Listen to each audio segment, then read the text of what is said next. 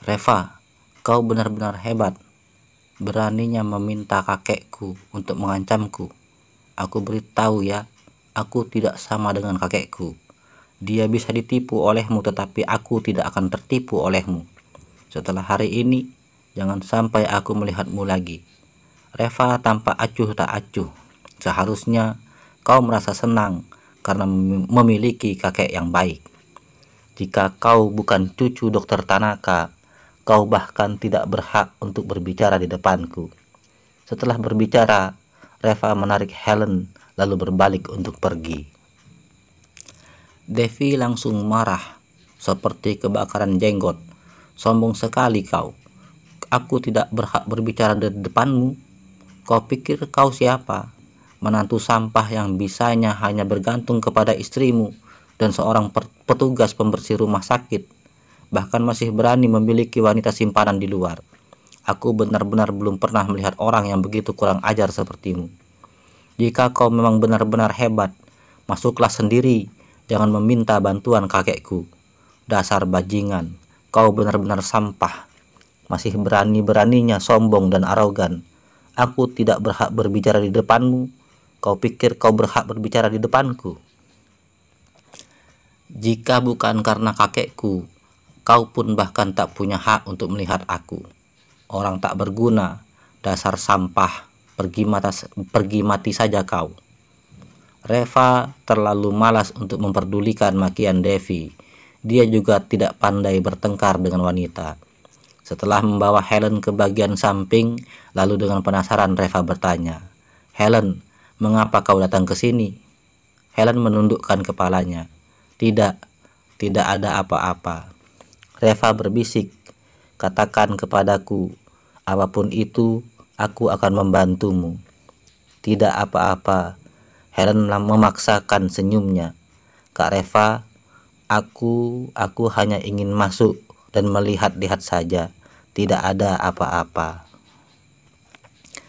Reva mengernyit sedikit dan berbisik, "Apakah karena ibumu sakit? Sebelumnya, Paman Boris pernah mengatakan bahwa istrinya sakit. Reva sudah meminta Kenji untuk mengirimkan uang kepadanya, tetapi mengapa Helen datang ke sini?" Tidak. Helen mengibas-ngibaskan tangannya. "Kak Reva, jangan tanya lagi. Aku baik-baik saja. Aku akan pergi berjalan-jalan. Kau tidak perlu mengkhawatirkan aku." Helen lari dengan panik dan Reva menatap bayangannya dengan curiga. Setelah berbalik dan tidak melihat bayangan Reva, akhirnya Helen menghela nafas lega. Dia melihat ke sekeliling seolah-olah dia adalah seorang pencuri. Lalu dia mendekati seorang pria dan bertanya, "Halo, permisi. Apakah Anda kenal dengan Dr. Hale?" Pria itu melirik Helen. "Aku tidak kenal. Maaf telah mengganggu waktumu." Helen berbalik ke sisi lain dan menemukan orang lain, kemudian bertanya lagi. Setelah menanyakan pertanyaan yang sama untuk beberapa saat, akhirnya Helen bertemu dengan seorang pria berkacamata yang berusia sekitar 40-an. "Dr. Hale." Pria berkacamata itu memandang Helen dari atas sampai bawah. "Tentu saja aku kenal dengannya. Dia adalah teman lamaku. Kenapa? Ada masalah apa?" Helen sangat gembira, lalu dengan suara rendah dia berkata, "Kakak, bolehkah Anda membantu aku? Bantu memperkenalkan aku kepada Dr. Hale." Pria berkacamata itu mengerutkan keningnya. "Untuk apa kau mencari Dr. Hale? Apakah kau tahu siapa itu Dr. Hale? Tidak sembarang orang bisa bertemu dengannya." Helen tampak canggung dan berkata dengan suara rendah, "Kakak, tolong bantulah aku. Mamaku sakit parah. Dokter berkata bahwa satu-satunya orang yang bisa menyelamatkannya di kota Carson ini hanyalah Dr. Hale. Tolong bawa aku bertemu dengan Dr. Hale." Bagaimana jika aku berikan $30.000 sebagai hadiahnya?" Pria berkacamata itu menyipitkan matanya dan menatap Helen dari atas sampai ke bawah. Meskipun Helen memiliki badan yang ramping, tetapi penampilannya yang cantik dan polos membuat pria berkacamata itu gelisah. Bukan tidak mungkin untuk memperkenalkan dia kepadamu, tetapi ada begitu banyak orang di sini, dan orang-orang yang datang memohon kepadanya juga banyak sekali. Jika kau memohonnya di sini, itu sudah pasti tidak mungkin. Begini saja, aku akan membawamu ke hotel di samping. Nanti setelah Dr. Hale tiba, aku akan memintanya datang ke ruang VIP di hotel untuk mencari kita. Bagaimana? Helen berbisik, kalau begitu, kenapa tidak pergi ke kafe saja? Pria berkacamata ini mengibaskan tangannya dan berkata, tidak nyaman jika berbicara di kafe. Kamar hotel ada tempat yang paling cocok dan bersifat pribadi. Tetapi, jangan tetapi lagi, ujar pria berkacamata itu dengan tidak sabar. Sebenarnya, kau ingin menyelamatkan mamamu atau tidak? Jika kau ingin menyelamatkan mamamu, maka lakukan saja apa yang aku katakan. Helen tampak ragu sejenak. Meskipun dia ingin menyelamatkan mamanya, tetapi dia juga tidak bodoh. Tatapan pria itu kepadanya dan masih berniat membawanya ke kamar hotel menunjukkan bahwa dia punya niat yang tidak baik. Helen lalu berbisik, sudahlah, lupakan saja. Aku akan mencari orang lain. Pria berkacamata itu merasa kesal. Bagaimana mungkin dia akan membiarkan daging yang sudah berada di depan mata pergi begitu saja? Berhenti, biar aku beritahu kepadamu. Keluarga aku merupakan teman dari Dr. Hale. Aku bisa meminta Dr. Hale untuk membantu menyelamatkan mamamu, tetapi aku juga bisa memintanya untuk tidak perlu menyelamatkan mamamu. Jika kau tidak meminta bantuan kepadaku, tidak ada seorang pun di sini yang dapat membantumu lagi. Kau pilih sendiri saja, bagaimana kau akan memutuskannya. Wajah Helen memerah. Dia benar-benar tidak menyangka bahwa pria ini begitu tidak tahu malu dan sengaja ingin memerasnya. Aku melihat ekspresi Helen yang panik itu, lalu si pria berkacamata membungkuk, lalu sambil tersenyum dia berkata, kau adalah anak yang berbakti. Demi menyelamatkan mamamu, bukankah kau harus memberikan sedikit pengorbanan? Jangan khawatir, asalkan kau pergi ke sana denganku, aku akan menjamin mamamu tetap akan aman dan sehat. Sambil berbicara, si pria itu diam-diam meletakkan tangannya di pinggang Helen. Helen langsung terkejut. Dengan cepat dia mundur selangkah dan berkata dengan suara gemetar, tidak, jangan seperti ini. Melihat wajah Helen yang polos, membuat si pria berkacamata itu semakin nafsu. Dia langsung meraih tangan Helen dan mengancam dengan suara rendah, jika kau mundur selangkah lagi, maka mamamu pasti akan mati. Memangnya kau ingin mamamu mati? Helen merasakan kesedihan di hatinya. Apakah dia benar-benar harus melakukan pengorbanan seperti itu? Dia tampak tak berdaya dan air mata menggenang di matanya. Saat si pria berkacamata melihat ini, dia langsung tahu bahwa wanita ini sebentar lagi akan menyerah. Dengan segera, dia mendekati Helen dan siap untuk memeluknya. Dan pada saat itu tiba-tiba lehernya menegang. Seluruh badannya seperti diangkat oleh seseorang. Sebelum dia bisa mengetahui apa yang terjadi, dia sudah terlempar ke samping dan jatuh dengan menyedihkan.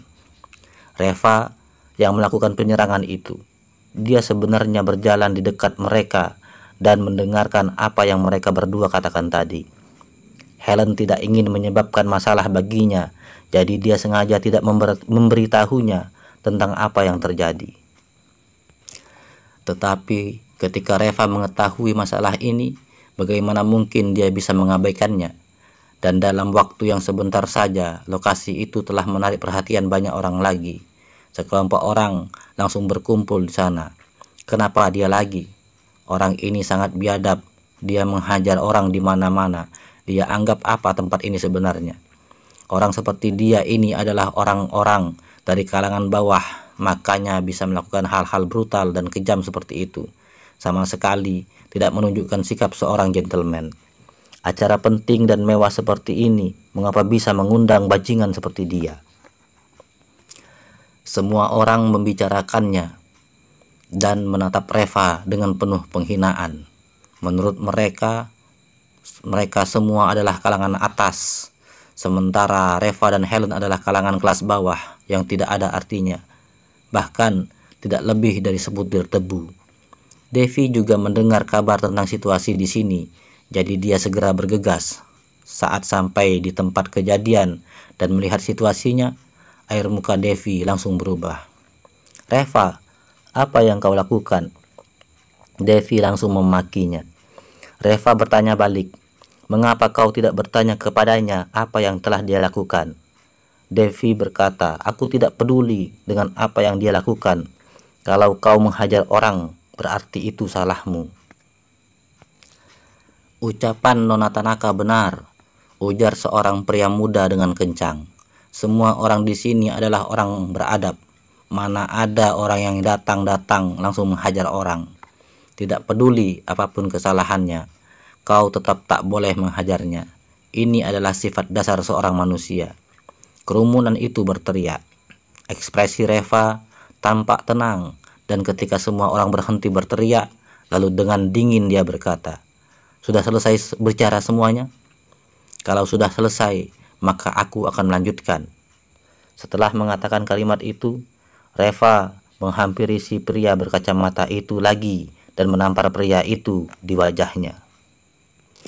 Si pria berkacamata itu langsung jatuh ke lantai dan memuntahkan seteguk darah dengan beberapa giginya yang copot. Semua orang tercengang. Tidak ada yang menyangka bahwa Reva akan berani menghajar orang lagi dalam keadaan seperti itu. "Reva," Devi gemetar karena marah. Apakah kau sudah gila? Beraninya kau memukul orang? Kau benar-benar mengira bahwa aku tidak berani menendangmu keluar dari lokasi acara?" Ekspresi Reva tenang dan berkata, "Mengapa kau tidak tanyakan dulu kepadaku mengapa aku memukulnya?" Dengan marah Devi berkata, Tanya apa? Memangnya masih perlu ditanyakan? Aku katakan sekali lagi, memukul orang itu kau yang salah." "Reva, segera minta maaf kepadanya sekarang. Jika dia mau memaafkanmu, maka masalah ini selesai." Reva mengerutkan keningnya. Devi ini benar-benar sombong. Melihat masalahnya akan membesar, dengan cepat Helen berkata, "Nona Tanaka, semua ini salahku. Begini, aku saja yang meminta maaf kepada pria ini." "Pak, aku benar-benar minta maaf. Kau orang yang terhormat, jadi tolong jangan perhitungan dengan kami. Biarkan kami pergi." Pria berkacamata itu langsung bangkit dan meraung, "Tidak mungkin. Aku beritahu kepada kalian, kali ini aku tidak akan memaafkanmu." "Devi, kau harus memberikan penjelasan yang baik untukku. Kalau tidak, aku akan memberitahu Dr. Hale agar tidak perlu datang ke sini lagi. Tanpa Dr. Hale, aku ingin lihat bagaimana kalian akan menyelenggarakan pertemuan pertukaran medis ini." Alin dengan cemas bertanya, "Apa hubunganmu dengan Dr. Hale?" Pria berkacamata itu dengan bangga mencibir, "Aku mau memanggil paman kepada Dr. Hale." "Apa?" teriak orang-orang di sekitar. Air muka Devi langsung berubah. Dalam pertemuan pertukaran medis ini, Dr. Hale adalah orang yang diandalkan oleh mereka semua. Dan sebagian besar orang yang datang ke sini itu demi Dr. Hale. Jika Dr. Hale tidak datang, maka pertemuan pertukaran medis ini juga tidak bisa diselenggarakan lagi. Devi menatap Reva dengan marah. Kali ini, dia benar-benar telah menyinggung orang yang tidak patut disinggung. "Lalu, bagaimana kau ingin menyelesaikan masalah ini?" tanya Devi dengan hormat. Si pria berkacamata itu menunjukkan wajah muram. Ingin aku memaafkannya? Boleh. Suruh dia berlutut sambil bersujud di depanku untuk meminta maaf." Devi mengerutkan keningnya. Tidakkah ini agak sedikit keterlaluan? Si pria berkacamata itu menunjukkan ekspresi arogannya. Kenapa tidak bisa dilakukan? Jika tidak bisa dilakukan, tidak perlu banyak bicara. Hari ini, dia yang berlutut atau aku akan meminta pamanku pulang. Kau pilih sendiri saja. Semua orang di tempat kejadian itu langsung gempar. Karena kau telah berani menghajar orang, maka sudah sewajarnya kau menanggung konsekuensi dari menghajar orang. Memangnya kenapa dengan berlutut dan bersujud? Untuk kalangan bawah seperti mereka, kan sudah biasa untuk bersujud dan berlutut. Itu benar, bukannya tadi si gadis itu juga sudah berlutut dan bersujud? Sekarang hanya perlu dilakukan sekali lagi saja. Nona Tanaka, jika kau juga tidak bisa menyelesaikan masalah ini, maka kau hanya akan membuat semua orang kecewa. Sudahlah, jika keponakan Dr. Hale pergi, kita juga pergi saja. Ya, masalah seperti ini saja tidak bisa diselesaikan. Ayo pergi, biar pertemuan pertukaran medis ini tidak bisa diselenggarakan lagi. Semua orang berteriak dan mengancam Devi. Mereka sepenuhnya menargetkan Reva. Mereka ingin memaksa Reva untuk berlutut dan bersujud. Devi tampak malu, lalu dia menatap Reva dan berangsur-angsur tatapannya menjadi tegas. Reva, apa yang telah kau lakukan tadi?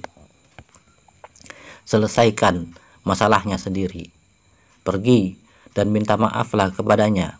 Ayo, selesaikan masalah ini. Melihat ini, Helen buru-buru berkata, Nona Tanaka, semua ini salahku. Aku akan bersujud dan berlutut untuk meminta maaf. Reva menarik Helen ke belakang dan berkata dengan dingin, Devi, sekali lagi aku beritahukan kepadamu, jika kau bukan cucu dari Tuan Tanaka, kau bahkan tidak punya hak untuk berbicara denganku. Ingin aku bersujud dan minta maaf atas dasar apa? Devi hampir muntah darah saat mendengar ucapannya. Dengan marah dia berkata, Reva, kau terlalu sombong. Jangan dikira kakekku melindungimu, jadi kau bisa seenaknya melanggar peraturan di sini. Jika kau berani mengacaukan pertemuan pertukaran medis ini, kau tidak akan bisa menanggung resikonya.